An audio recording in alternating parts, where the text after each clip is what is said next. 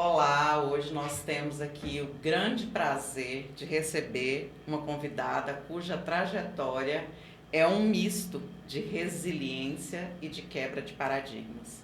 Eu estou aqui hoje com a doutora Ediane Silva, que é uma cientista sênior, doutora pela UFG e possui apenas 3 pós-doutorados em instituições de ponta nos Estados Unidos.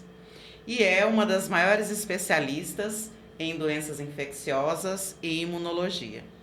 Ela saiu de lá do sertão da Bahia e alcançou o topo na pesquisa global. Doutora Ediane, seja muito bem-vinda. Olha só, além de ser a doutora Ediane, que tem todas essas características, ela também tem um requisito muito importante, é minha amiga. Seja bem-vinda. Obrigado por ter aceito o meu convite para participar aqui do Inspiradoras Podcast. E eu queria que você começasse falando um pouquinho onde é que você está atualmente nessa posição como cientista. Vamos começar de onde você está agora. Onde é que você consegue se ver, vamos dizer assim, como profissional dessa área da ciência, dessa área da medicina veterinária? Me fala um pouquinho. Olá, Mara, muitíssimo obrigada pelo convite. É uma honra estar aqui com você, participando desse podcast. Eu sou a Ediane, cientista, e nesse momento já escalei, né, todos os caminhos para poder ser uma cientista de ponta. Como você mencionou, eu tenho 3 pós-doutorados, e tive mestrado e doutorado aqui pela Universidade Federal de Goiás, pela Escola de Veterinária e Zootecnia, onde eu fui preparada como cientista para poder ocupar esses espaços e chegar, né, nessas instituições de altíssima qualidade e estar equiparada com os profissionais, os meus colegas, né, internacionais. Então, o caminho profissional, é lógico que teve muitos desafios, a barreira na língua. No início foi extremamente difícil mesmo de se colocar e de ser respeitada como cientista, mas atualmente quando eu olho para todo o caminho que já foi percorrido, eu tenho muito orgulho e me sinto equiparada a esses profissionais. É justamente por isso que eu tenho a honra de ter você aqui comigo. Eu sei que quando você vem ao Brasil sempre tem muitos compromissos, né? E aí eu tive a sorte dessa vez de conseguir ter você aqui no podcast para a gente conversar um pouquinho a respeito do seu trabalho, que além de muito importante para a sociedade, né? É também uma fonte de inspiração para muitas pessoas, inclusive para mim, né? Hoje eu queria até mencionar que você teve um momento, né, num evento científico que houve lá na Escola de Veterinária e Zootecnia da UFG, que era dos 30 anos da criação, obrigada por me lembrar, da criação do programa de pós-graduação, né, em ciência animal, que é onde são ofertados mestrado e doutorado, né? Uhum. E você foi além de ser uma palestrante, foi uma das homenageadas, né? E olha, até ali tem a plaquinha que ela recebeu. Foram apenas 2 egressos do programa que receberam, né, pela representação mesmo que você tem nesse programa de pós-graduação. Foi um momento muito bonito, né? Um momento muito, eu acho que gratificante é a melhor palavra, né? Você se sentir grata mesmo pela trajetória que você traçou. Pois é, mas essa história sua, ela tem um contorno que ele é diferente da grande maioria dos cientistas que a gente conhece no Brasil e no mundo, né? Que são pessoas que tiveram uma posição privilegiada, né? Você tem uma trajetória que ela é de ruptura de barreiras mesmo, né? Desde a sua infância. Você nasceu lá, né? Na região cacaueira da Bahia, né? Na região sul, que já foi retratado em tantas novelas, né? E essa jornada sua começava indo para a escola, né? Essa jornada, que não era uma jornada comum, né? Mas que era uma jornada que você fazia com um determinado gosto, né? Sim. Eu queria saber como é que essa sua vida lá nesse ambiente rural, nesse ambiente simples, ele moldou essa sua noção de esforço, de dar valor ao aprendizado. Queria que você contasse um pouquinho para nós como é que foi esse começo seu, né, da sua trajetória acadêmica e de vida também, né? Claro, claro, com muito prazer. Eu tenho muito orgulho dessa história, porque era numa zona rural, então todos os dias, comecei a frequentar a escola com 6 anos, e todos os dias eu caminhava, literalmente, 5 quilômetros para chegar à escola e depois os 5 quilômetros para voltar. E para mim nunca foi doloroso, porque eu tinha muito prazer de ir para a escola, de aprender, de estar naquele ambiente rico de aprendizagem. Eu aprendi a ler e escrever muito rápido, porque eu tinha muito gosto de poder fazer isso. E o caminhar, para mim, era como um hobby, que até hoje eu tenho. Eu gosto muito de fazer hikes nos lugares onde eu tenho oportunidade. Isso são reflexos, né, que trago comigo até hoje. Nessa pequena fazenda de cacau, era um lugar onde não tinha luz elétrica e não tinha água encanada.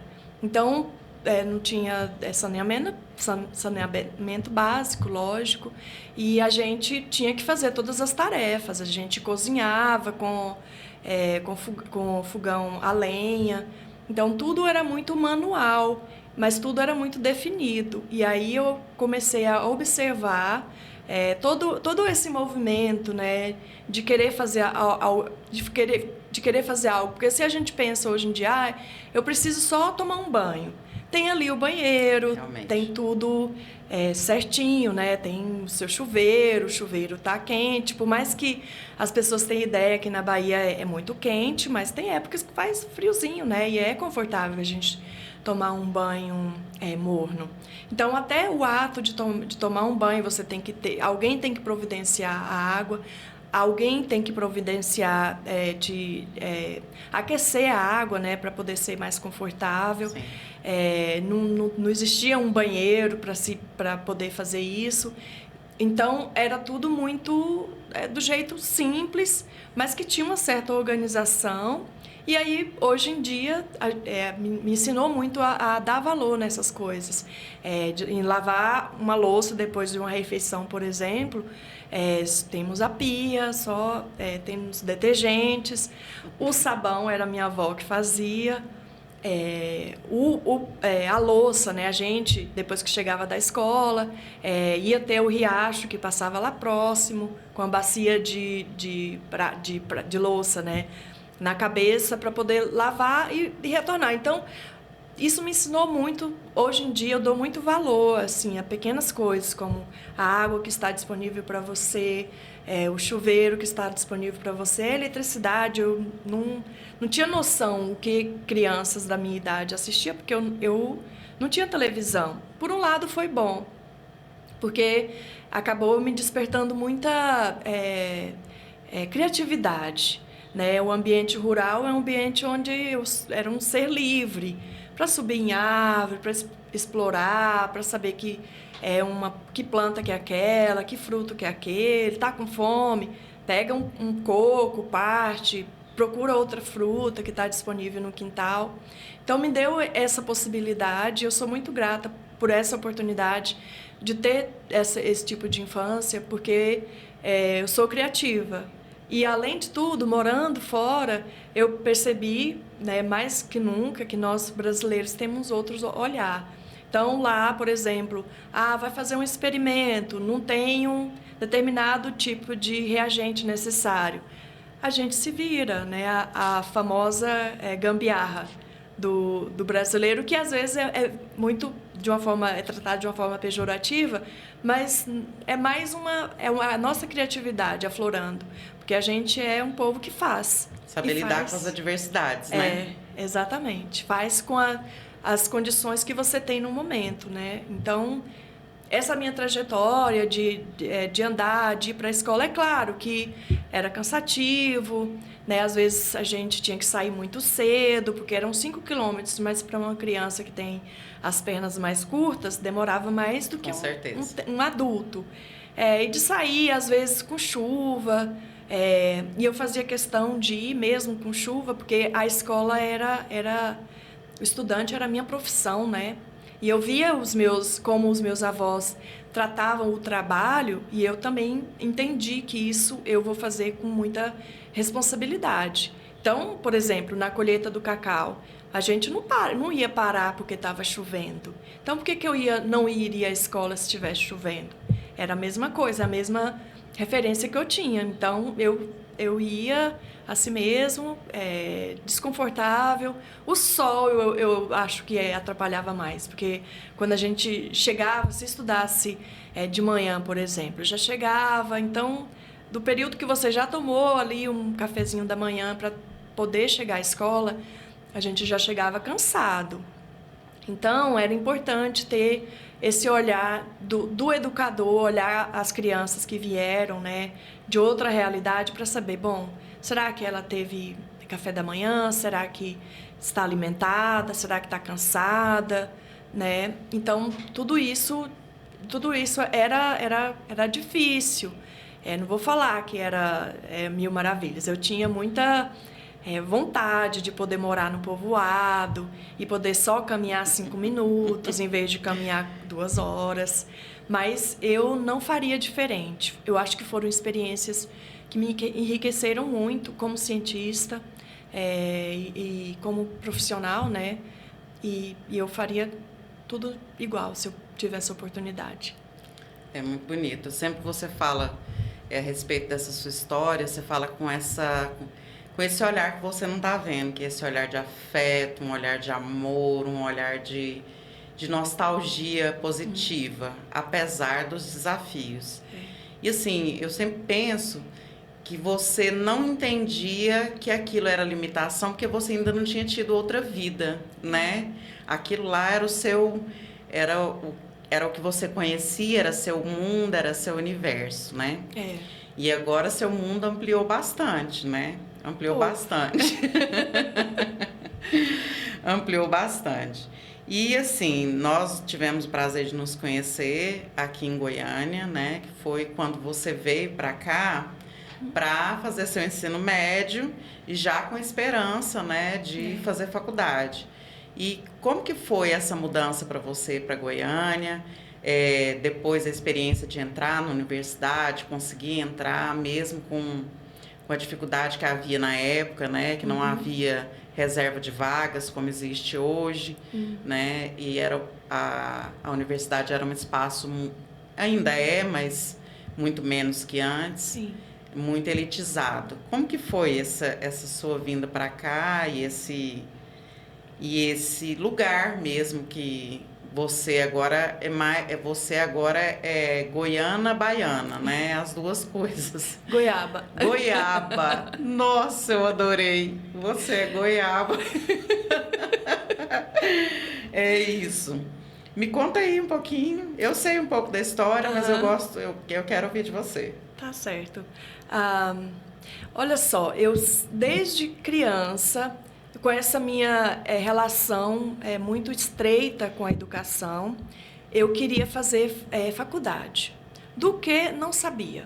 Porque também eu não tinha um modelo, assim, não tinha ninguém da minha família que eu conhecesse que tinha uma profissão de ensino superior, apesar de eu não gostar muito desse título, né, de ensino superior, mas era isso que era tratado na época. Eu não tinha, eu ouvia falar, e aí eu ficava muito querendo. Eu quero experimentar isso, eu acho que eu tenho capacidade, mas eu não dividia muito com os meus colegas ou até com os meus familiares, porque eu tinha um pouco de medo, né, de ser julgada ou de ser tolhida. Imagina, como que você vai fazer essa faculdade, que jeito? Que realmente eu não tinha condições. Então, eu tive a oportunidade de vir para Goiânia, já muito pensado, porque lá na Bahia, na cidade, depois que eu mudei, depois desse povoado que eu estudei, vindo da zona rural, no ensino fundamental, só tinha um magistério. E eu não queria, não é que eu detestasse, eu achava bonita a profissão de professor, mas não era aquilo que eu gostaria. E eu já queria, né, ser cientista. E eu falava, não, eu quero ir na época falava o colegial, né? Científico, eu acho que até chamava. Exatamente. Então eu já queria isso, e lá na minha cidade não tinha. Então, quando surgiu a oportunidade de vir para Goiânia, eu falei, nossa, é tudo que eu quero. Vou para Goiânia e vou ter a oportunidade de terminar o meu ensino médio no científico. E foi isso que aconteceu. Vim para Goiânia já com esse intuito e fiz vestibular, né? Na época não existia o sistema Enem. O Enem, não existia o Enem, não existia sistema de cotas. Então, vestibular era muito limitado, porque, por exemplo, eu só fiz a minha inscrição na UFG porque eu não tinha dinheiro para poder pagar passagem ou estadia, né, para poder tentar em outras universidades. Então, era só aqui onde eu tinha oportunidade, foi só aqui que eu fiz. Não passei na primeira vez, então eu tive que depois me preparar, fazer cursinho, e na segunda vez eu consegui alcançar, né, de ser veterinária, de cursar veterinária, do qual eu tenho muito orgulho. Quando eu olho para trás, eu penso que o vestibular foi, quando penso assim, uma conquista. Eu acho que o vestibular, eu ainda tenho a sensação de quando eu vi o meu nome publicado, né, no jornal, e aquilo eu acho que foi a minha maior conquista, porque realmente foi muito difícil, extremamente difícil para poder conseguir passar. Então eu olho e falo, consegui. Essa dificuldade, para quem hoje sabe que existe metade das vagas reservadas na maioria das universidades para estudantes de escola pública, a pessoa não consegue compreender do que era entrar num curso extremamente concorrido como era o seu, de medicina veterinária, que tinha gente que pagava cursinho durante anos para conseguir entrar, e você com essa história de ter estudado num local muito pequeno, né, numa cidade pequena, com um ensino que não era voltado para esse objetivo, né, era um ensino voltado para outro objetivo, e você conseguiu passar. Essa coisa do esforço é uma característica sua, né? Mas eu penso assim que você também foi atrás de tudo que era possível para poder te auxiliar. E uma dessas coisas foi a assistência estudantil, né? Nós nos conhecemos numa casa do estudante, que é a Casa do Estudante Universitário, mais conhecido como CEL. E eu também estudei na Universidade Federal, e nós entramos mais ou menos na mesma época. Eu acho que você já tinha um ano que estava morando lá quando eu cheguei. E foi lá que a gente se conheceu. Isso tem 26 anos. 26 anos. 25, 26 anos. E desde lá a gente tem conservado essa amizade, né? Mas eu queria te perguntar, né? Você contou com esse apoio, né, de moradia. E eu queria que você contasse um pouquinho da sua perspectiva, né? Como é que foi essa experiência na Casa do Estudante, que foi onde a gente se conheceu. E o que essa convivência com essa diversidade que a gente teve que conviver, né? Eram 56 pessoas, né? O que isso agregou na sua construção como pessoa e como profissional, essa experiência? Maravilhoso, né? Morar na Casa do Estudante. Maravilhoso ter essa assistência, Porque, na verdade, não é muito divulgado, né? Não. É principalmente em cursos como mais elitizados, como é o caso da medicina veterinária, na própria medicina, direito, outros cursos que são mais concorridos. Não é divulgado. Então, eu entrei na universidade, não sabia do que se tratava, tinha muita ansiedade, como que eu, né, vou conseguir morar, como que eu vou conseguir comer, como que eu vou conseguir me locomover, né, do lugar que eu estava morando até a universidade, porque tinha que pagar o ônibus. Sim. E às vezes eu não tinha recurso. E aí eu conheci, lá na universidade mesmo, eu conheci um estrangeiro, que ele me falou sobre a casa de estudante, o CEL. Eu falei, não sabia, fui procurar me informar, e foi a partir dali que eu me inscrevi, né, na casa de estudante, e que, assim, foi muito, muito, muito importante, porque sem esse recurso não teria condições de eu poder estudar. Fazendo a inscrição, fui logo selecionada na primeira vez, porque também não era tão simples, né? A procura era muito grande. Então, eu fui selecionada e, imediatamente, eu fui encaminhada para assistente social da UFG. Porque até então eu ainda pagava, eu acredito que era R$ 1 ou era R$ 1,50 do ticket. Eu acho que era R$ 1,50. Eu não, era pesado no meu orçamento, não tinha. E ao mesmo tempo que eu fui selecionada para a casa estudante, eu fui conversar com uma assistente social e ela abriu uma exceção, porque já tinha passado a época, né, da inscrição para pedir isenção do ticket de refeição. Já tinha passado a época, ela avaliou os meus papéis do decreto da pobreza e ela falou, nossa, mas o seu caso é de extrema urgência, você precisa imediatamente ter acesso a esse recurso de poder, pelo menos, ter 2 refeições. E aos finais de semana também, a gente podia pegar os ingredientes e cozinhar na casa de estudante. Então, foi de uma extrema importância. Me deu dignidade, essa é a palavra. De poder andar, né, e falar, nossa, eu não vou ter que me preocupar onde eu vou dormir, eu não vou ter que me preocupar se eu vou comer, não vou ter que me preocupar com... Vai ser muito importante, e foi.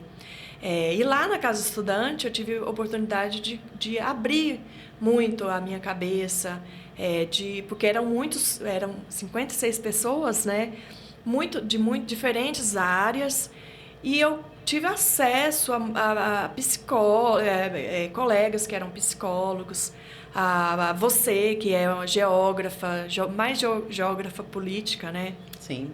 E de entender que, principalmente de não entender que na jornada eu não estava sozinha.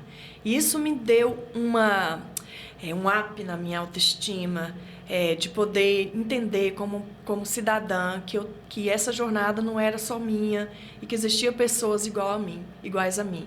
Então, a representatividade é muito importante, realmente. Não é só falácias, não é só palavras vazias, porque realmente fez toda a diferença para mim. Então, a gente teve pessoas que estão no âmbito social e que deu esse retorno, né, para a sociedade. Sim. É imensurável. A gente teve moradora que ganhou, que estava na equipe que ganhou o Prêmio Nobel da Paz. Sim. Né? Então, isso é de uma riqueza, de uma grandeza, acho que todo ser humano tinha que morar na casa estudante. Eu acho que o mundo seria melhor se todos morassem na casa estudante. Eu concordo muito com você. Eu costumo falar que foi mais representativo para a minha vida pessoal ter morado na CEL durante 3 anos. Você morou, foi 4 anos, né? Foram 4 anos. Morado 3 anos na CEL do que ter feito a minha primeira graduação, né? Que foi a geografia. Eu sabia que você ia contar essa história também. É uma característica sua, né? Essa coisa de ser grata às coisas que aconteceram, né? De olhar de uma maneira positiva, né? Porque tiveram muitos desafios também durante esse período todo, né? Mas a sua fala é sempre uma fala de gratidão. Isso é muito bonito. E para falar um pouquinho desses desafios, eu, como sua amiga, eu lembro de ver muitas coisas que eram desafiadoras, né? Eu lembro de te ver passar a noite praticamente em claro, estudando, porque nós tínhamos lá uma sala que era a sala de estudos, né? É natural que tenha uma sala de estudos numa casa de estudante. E muitas pessoas lá estudavam e às vezes até passavam a noite. Eu me lembro de te ver lá estudando muitas vezes.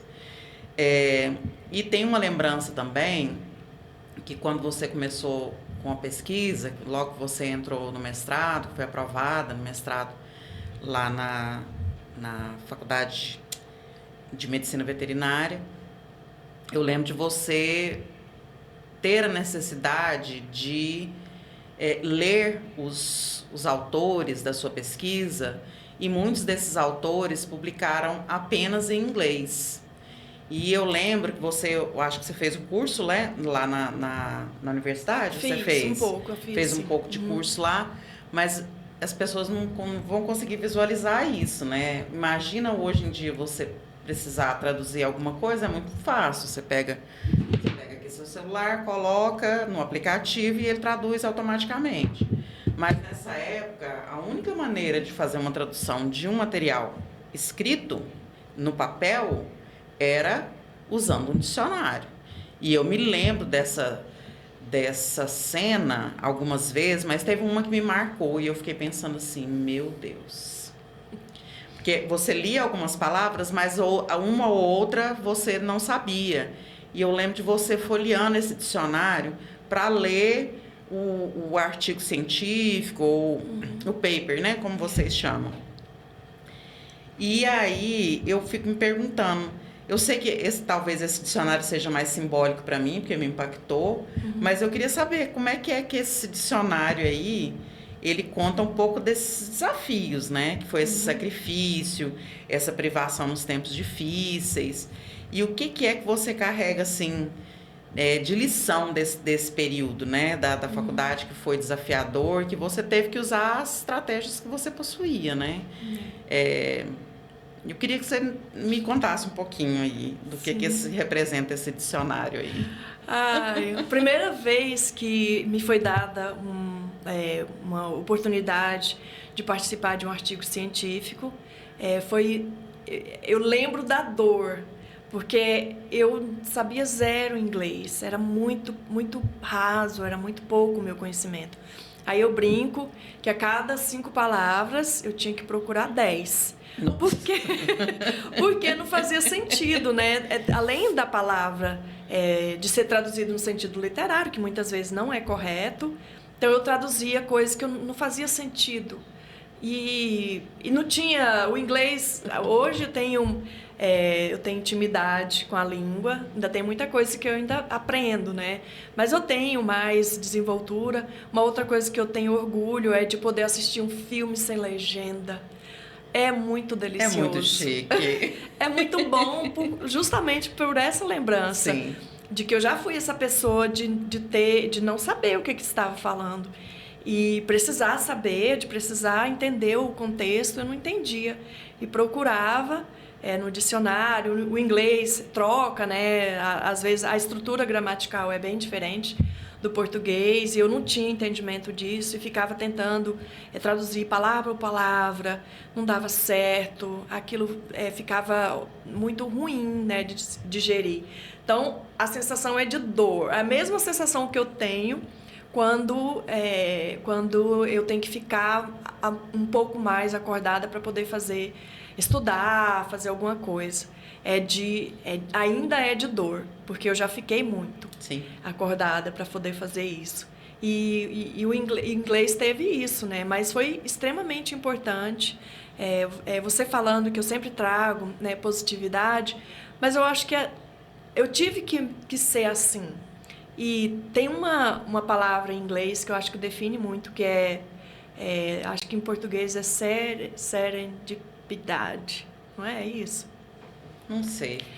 Serendipity, que é tipo a acaso. Serenidade? Não. É uma palavra que não existe tradução para português, assim como saudade, né, não existe. Sim. É uma palavra específica da língua inglesa. E que isso conversa muito comigo, porque às vezes eu não tinha o plano correto, assim, eu não tinha uma estratégia definida. Eu quero, em 5 anos, eu vou fazer mestrado, daqui a 5 anos eu vou fazer doutorado, daqui a 5 anos eu vou estar no meu primeiro pós-doc. Nunca foi isso, foi sempre coincidências e agarrar as oportunidades que se passavam. E, às vezes, aquele ditado, né? Primeiro você começa, depois você melhora. É isso. E é sobre isso. É isso. Eu acho muito interessante que você diz, né, que tem essa relação com o esforço, mas eu já tive uma chefe que ela usava essa frase e mexeu muito comigo, né, que é a junção do talento e da oportunidade. E eu colocaria outro, o talento, a oportunidade e o esforço, né, porque se eu tiver talento e oportunidade e não me empenhar naquilo, eu não vou ter sucesso, né? E quando eu falo sucesso, não é só o sucesso financeiro, né, que você também alcançou, mas o sucesso como profissional da sua área, né, que ganha essa placa aí dessa homenagem, porque realmente você tem uma trajetória fantástica. Ainda continuando aí nessa história, eu queria já entrar nesse trabalho que você realiza atualmente, já tem feito isso já há quase 20 anos, né? Uhum. Se contar que com o Brasil já foi mais de 20 anos, não foi? Que você trabalha com pesquisa? Já mais de 20 anos. Mais de 20 anos, trabalha com pesquisa científica. Então, nesses mais de 20 anos de experiência em imunologia, o que a ciência representou para você? Uma carreira, uma paixão, ou uma forma de reparação social, ou um caminho que você trilha? O que representa a ciência para você, que é a sua companheira mais da metade da sua vida, né? Eu faço as contas porque eu sei qual é a nossa idade, mais da metade da sua vida. O que representa a ciência e essa carreira na ciência para você? É tudo, eu sou extremamente realizada, né? Desde menina, naquela vontade de cursar o científico. E aí eu chegando, né, eu fiz muito consciente, né, porque também tinha isso na escolha do curso, no vestibular. A gente não tinha opção A, B, C, era aquilo. Sim. Só uma opção. E eu fiz a opção consciente. Eu sempre gostei de coisa relacionada à vida, à natureza, à biologia. Vendo a minha avó ali, qualquer coisa, porque não tinha acesso a médico, né? Era na zona rural. Então, se a gente tinha uma dor de barriga, uma dor de cabeça, ela tinha um remédio para tudo. E eu observando aquilo, eu tinha essa identidade. Bom, e uma coisa que me marcou muito foi que lá nessa fazenda, meu avô tinha um cavalo. E esse cavalo tem muita cólica, né? É uma criatura que é de uma certa forma sensível. E ele teve algum problema, acredito que uma cólica dessa, e ele veio a falecer, né? Veio a morrer. E eu fiquei indignada, porque olhava em volta e falava, mas como assim? Não tem veterinário, vai morrer. Eu falei, não, mas eu vou consertar isso, eu vou fazer veterinário. Eu esqueci desse episódio, assim, os meus familiares me lembram. Falaram, lembra que você falava que queria ser veterinário por conta? E eu pensava, é verdade, é mesmo. Então, já tinha essa pré-definição e essa afinidade. Na época de escolher o curso, eu pensei muito em biologia. Mas biologia eu pensei que naquela época eu não conhecia nenhum biólogo para poder falar. Também não conhecia nenhum veterinário, mas era mais assim amplo, né, a profissão do médico veterinário. Sim. Eu pensei, bom, se eu fizer veterinária, eu vou poder abrir meu leque, né, de oportunidade, não vou só ficar em sala de aula, eu vou ter mais oportunidade. E assim foi muito consciente nesse sentido. E trilhando pelos caminhos, a veterinária tem muitas áreas de atuação. Sim. Estima-se que mais de 200. É muito amplo. E por conta disso, quando eu entrei na faculdade, eu quis experimentar as que eu pude, as que eu tive a oportunidade, que alguém me ofereceu um estágio, eu quis, me joguei para poder entender o que é que eu queria, o que é que eu gostava. E era ciência mesmo. E dentro da ciência, a imunologia. Então, quando eu olho, eu penso, mas eu não tinha maturidade nenhuma. Como que isso deu certo? Né? Como que eu não cheguei e pensei, nossa, não é nada disso que eu não gosto. É claro que eu já tive crises, às vezes as coisas não vão, né, do jeito que a gente planeja, ou que a gente imagina que vai ser, mas a veterinária e a ciência me deu tudo, né? Me deu primeiro dignidade, para poder transitar lugares, poder andar, o direito de ir e vir. Foi daí, né? Da ciência e da veterinária. E a ciência não tem fronteiras, né? Então, por exemplo, é um caso assim, curioso, porque eu tive a oportunidade pela ciência ir a Cuba. E tinha o estigma que se você fosse em Cuba, sua vida estaria acabada. Você não conseguiria um visto para poder ir aos Estados Unidos.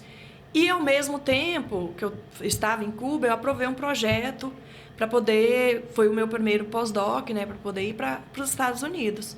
E deu tudo certo, não existe... Porque, realmente, a ciência é universal.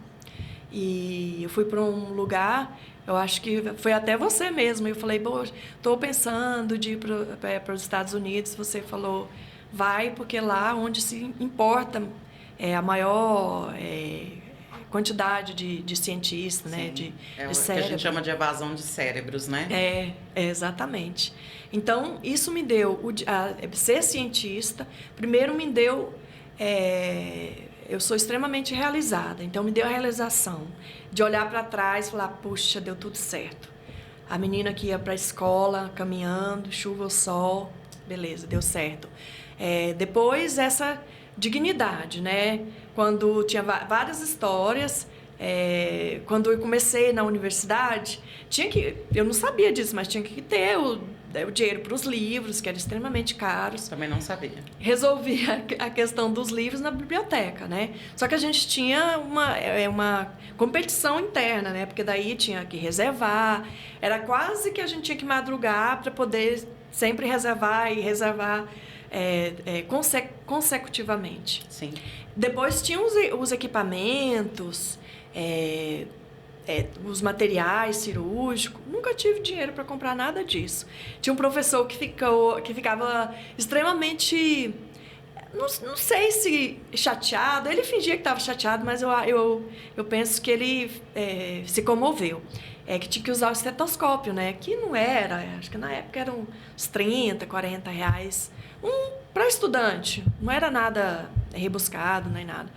E eu não tinha esse estetoscópio.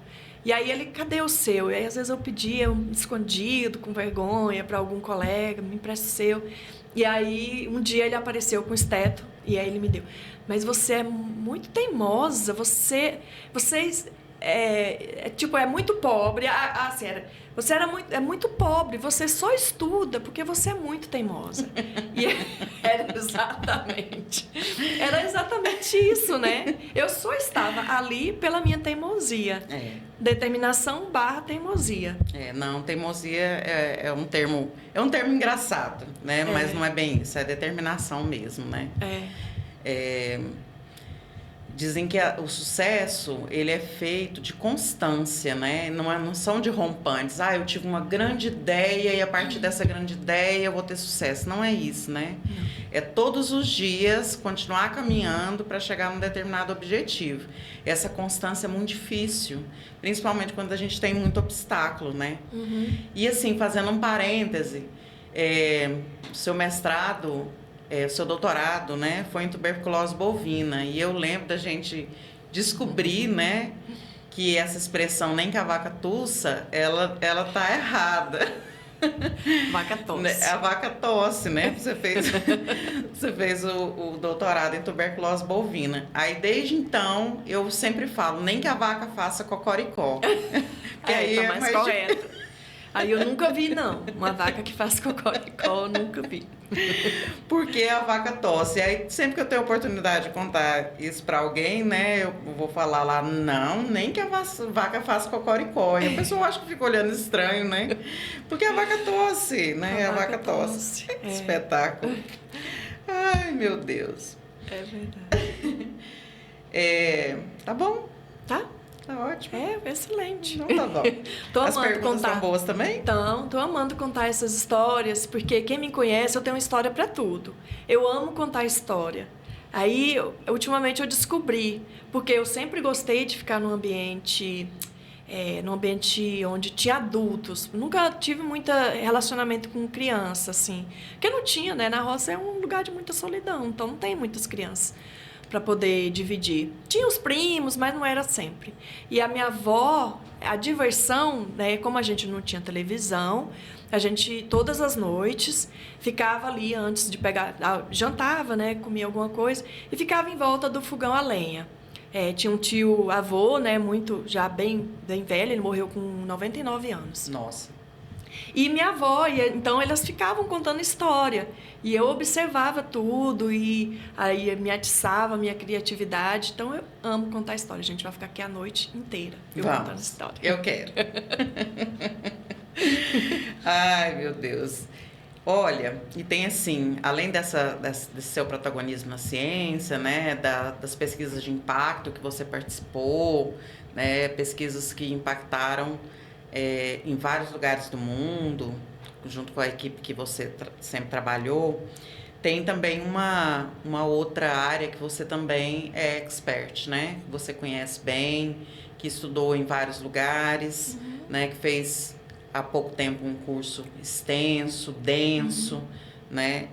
E eu queria que você falasse um pouquinho, né, sobre esse lugar, né, da liderança na ciência, que é um caminho que você tem se debruçado, né, um tema que você tem se debruçado. E após esses anos todos aí, dedicada à bancada da patologia, o que te motivou a buscar esse novo nível lá na Key Executive Leadership? Fala para mim como que é que pronuncia, e focar em liderança para cientistas, né? Eu queria que você contasse um pouquinho por que é isso agora, se isso surgiu da sua própria carreira, de uma necessidade, como que foi esse último curso que você fez, que eu sei que tem vários, né? Me contasse um pouquinho.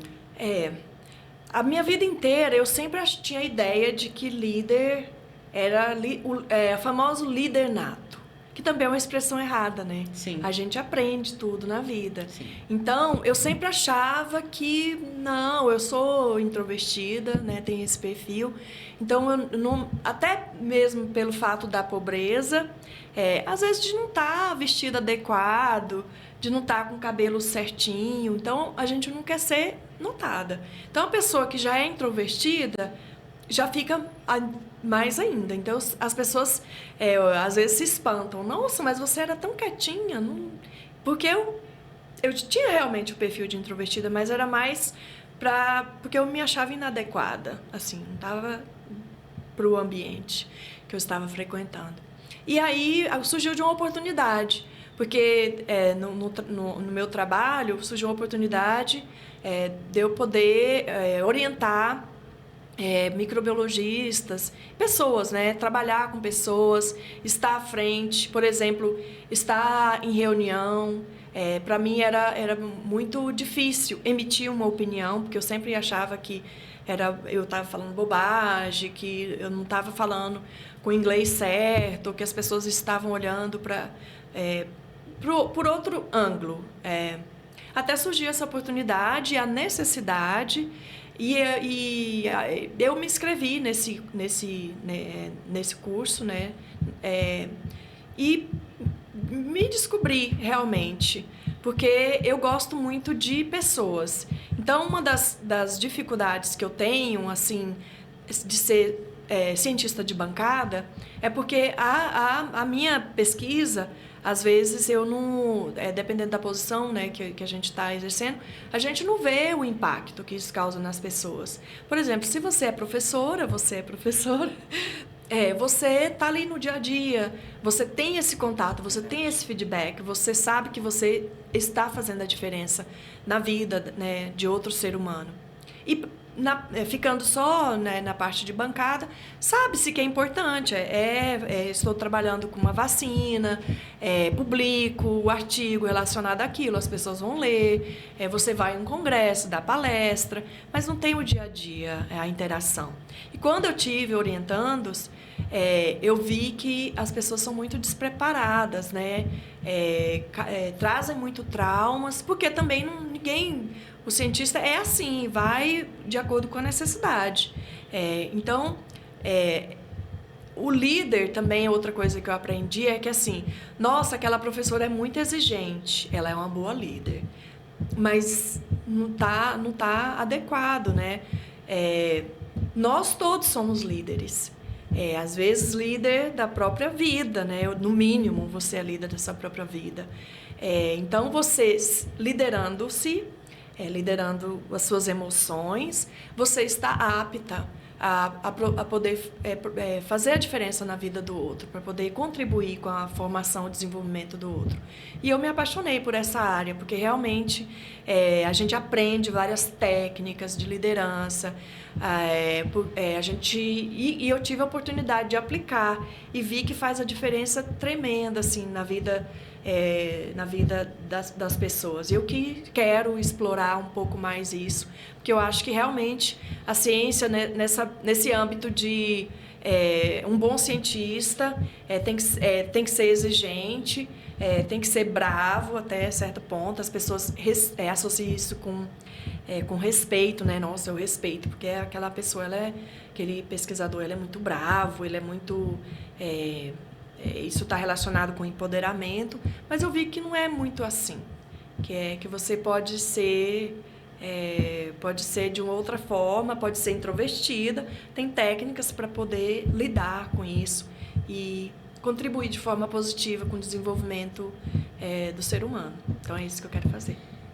E assim, é interessante quando nós começamos a conversar um pouco sobre isso antes, que quando a gente pensa em liderança, alguém estudando a respeito de liderança, a gente está sempre pensando no mundo corporativo, né?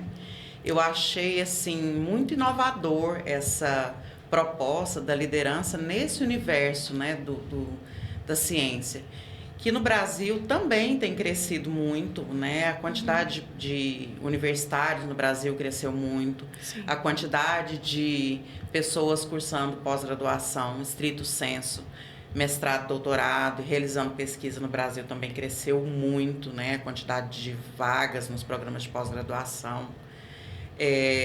Com o aumento das vagas também de graduação, teve esse aumento também.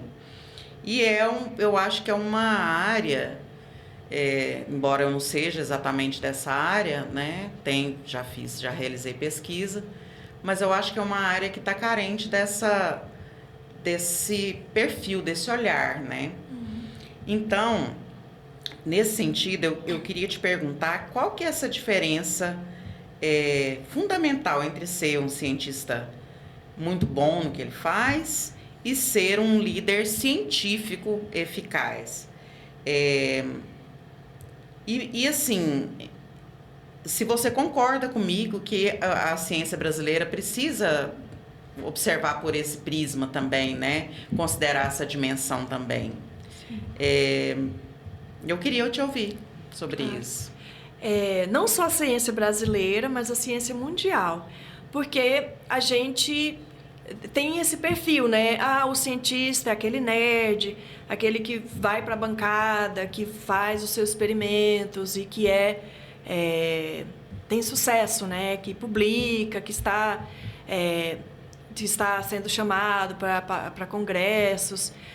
Só que e tem uma diferença muito grande entre ser líder e ser gerente. né? Então, por exemplo, muitas das vezes do mundo corporativo é gerente. O que tem que ter e tá tudo certo, só que são funções diferentes e que às vezes a gente se confunde.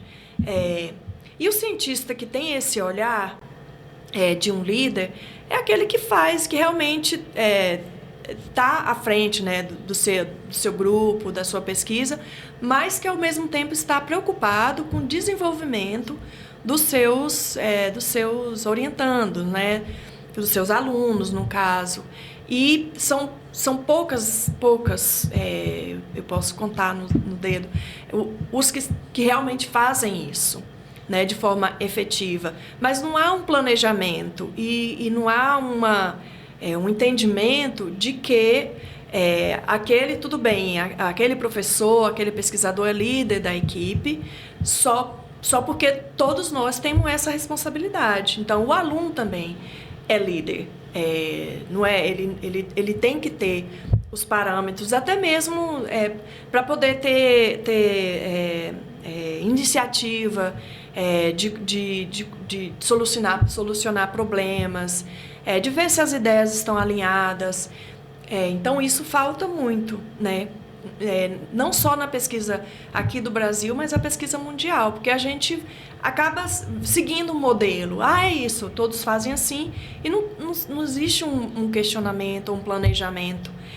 Mas eu acho que a característica do líder é aquele que quer o melhor para os seus liderados.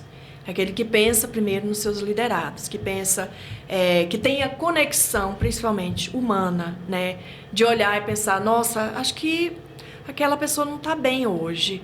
Será que aconteceu alguma coisa? Está preocupado? Porque isso faz extrema diferença. Ou daquele que só quer, na ciência tem muito disso, não quero falar sobre os meus sentimentos. Eu só quero saber se aquele experimento deu certo. Mas a pessoa, ela não, quando contrata, né, um pós-doc, que seja, um estudante de mestrado, um estudante de doutorado, iniciação científica, um bolsa PIBIC, enfim, ele está contratando um ser humano, só porque na cabeça ele está contratando alguém para desempenhar aquelas funções. E, às vezes, o ser humano vem com aquela habilidade de desempenhar aquelas funções, mas vem também com as dificuldades, vem com as limitações, vem com as características que é própria do cidadão, que é própria daquele indivíduo. E o líder tem que ter esse olhar de ver o que cada um tem para poder trabalhar da melhor forma possível. Não está contratando um robô. Está contratando um ser humano. Ser humano, nós somos indivíduos diferentes. E, assim, é muito novo isso que você está me dizendo, né? Porque quando eu tive esse contato na universidade, um grupo de pesquisa, grupo de estudo,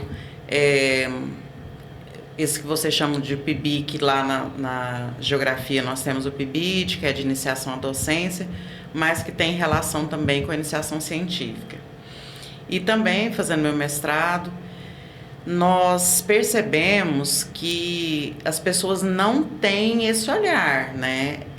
Os pesquisadores com um grau mais elevado, né? Com, vamos dizer assim, títulos geralmente da CAPES, no nível mais elevado, eles apenas estão ali para distribuir tarefas e cobrar também, né? Não existe esse olhar, para um olhar mais holístico, para esses liderados, que também são líderes, né? Porque a partir do momento que você entra no mestrado, principalmente no doutorado, que você vai fazer o estágio de docência, você vai ter alunos, né? E ele não aprende essas habilidades com o seu orientador, né? Então, acho que realmente você está correta. Esse olhar, ele precisa partir de todos os níveis, de todas as instâncias. E eu acho que é até meio urgente, né? Porque o que a gente tem de senso comum, que fala a respeito da ciência, é uma guerra de vaidades, né? De quem publica mais, de quem publicou no periódico tal, de quem desenvolveu a pesquisa tal, de quem recebeu mais verba das entidades financiadoras, e não é um ambiente que a gente pensa que alguém vai liderar com esse perfil, que é um perfil mais planejado, mais profissional, né? E aí, eu sei que esse tem sido agora sua motivação, né? Porque parar de estudar, eu acho que você vai fazer quando você já não estiver mais nesse plano. Porque não é... isso é nítido, a gente vê você falar, a gente vê que você gosta, né? E aí, eu queria saber quais que são os seus planos para desenvolver esse novo tema que você quer explorar. Você tem algum plano? Pensa em alguma coisa? Sim. A questão da liderança, mais uma vez eu enfatizo na área da ciência. Porque a vida vai acontecendo e a gente, né, vai caminhando, assim, muitas vezes sem planejamento sobre isso. Então, uma coisa que foi assim, algo que me chamou muita atenção, me marcou muito, foi o fato de você, a partir dos seus valores, definir o que alinha com você, o que conversa com você, do que você gosta, do que você não gosta. Então, do autoconhecimento, né? E isso também, né, a gente tem vários casos de alunos de doutorado, de mestrado, até de iniciação, de ter muito problema com o orientador. Porque, às vezes faltou muito a questão da comunicação. E outras vezes também o perfil não bate, né? Não é para aquele aluno ter aquele orientador, é um mismatch, não dá muito certo. Então, pensando nisso, os planos para o futuro, né, nesse sentido, eu gostaria de oferecer um treinamento, um curso, né, para todos nós, para todos os pesquisadores, professores ou quem lidera alguma coisa, né? No meu caso, lá em casa eu não lidero nem a minha casa, quem lidera é o gato. Mas, brincadeiras à parte, para todos nós que em algum momento, mães, pais, que tem essa necessidade de ter esse planejamento, né? Essa guia, não tem a pretensão de ditar regras ou leis, mas de trabalhar, porque eu gosto de ser humano. Eu tenho extremo prazer de ver o desenvolvimento, eu incentivo muito isso com as pessoas que trabalham comigo, eu tenho interesse na vida deles, eu pergunto o que é que eles querem, que eu sou, na verdade, uma facilitadora, facilitadora do crescimento pessoal. Então, eu quero promover nas plataformas digitais um curso onde a gente vai abranger, né, a liderança na área científica, vamos abranger técnicas de comunicação, porque isso é extremamente importante, né, para poder ter uma relação amistosa, né. E para ter esse plano também, a gente vai abranger o plano de carreira, ter essa parte de mentoria também, que é importante, e ter, deixa eu ver, outra coisa que infelizmente eu não coloquei aqui, mas esse curso, inclusive, eu já testei, né, com 7 alunos de pós-graduação, e eles absolutamente amaram. Foram 3 dias intensos de diálogo e de interação, e foi assim um ganho não só para eles, mas para mim também, né? Porque é extremamente prazeroso quando a gente vê que o que a gente está falando faz sentido, conversa com o outro, que abre uma janela, que abre um caminho, é extremamente prazeroso. E a outra que eu lembrei, uma coisa que eu quero abranger nesse curso é sobre minoria, né? Como eu tenho lugar de fala, eu não tenho nada de especial, além, eu sou muito determinada, mas eu não tenho não tive privilégio, não teve nada. E além disso, apesar disso, eu consegui. Então, para essas pessoas que precisam realmente de ser ouvidas, de ver que não estão sozinhas, né? Passar um pouco da vivência nossa, da Casa do Estudante, para essa vivência, para esse curso. Né? De como que ser mãe, a gente sabe que é desafiador enquanto você é mãe, pesquisadora. Eu tenho colegas, eu não sou mãe, mas eu tenho colegas que são mães e pais, e que é extremamente difícil, né? Então, trazer também esse olhar para a minoria, para mães. Então, é isso. Vou oferecer o curso no futuro, nas plataformas digitais, para a gente trabalhar junto. Ter vocês como companhia. Legal. Olha, a sua história é a definição de inspiração, né? Para aquela pessoa que estava lá, né, andando, caminhando para ir para a escola e passou, né, todos os desafios e que sonha, né, com a ciência, uma ciência com uma liderança, com planejamento. Qual que é o conselho, assim, que você poderia dar para quem está pensando também em trilhar esse caminho, para a gente aqui finalizar? Amo dar conselho. Eu acho que a caminhada é bem individual. No geral, o que funcionou para mim é assim, não desisti, aquela velha história, né? Aquele bordão, mas realmente, porque muitas vezes a gente tem vontade de desistir. Então você plantou a sementinha, você regou, você cuidou, de novo, da melhor forma, nas condições que você tinha naquele momento, né? Mas você tá caminhando, e é difícil de ver esse resultado, porque é a longo prazo, longuíssimo prazo, né? Então, é difícil de você ver. Então, bateu aquela vontade, não desiste. Converse com alguém, tenta, né, fazer meu curso, vai ajudar bastante a você não desistir, a persistir. Perfeito. E entender que não é assim do dia para a noite, que vai realmente demorar.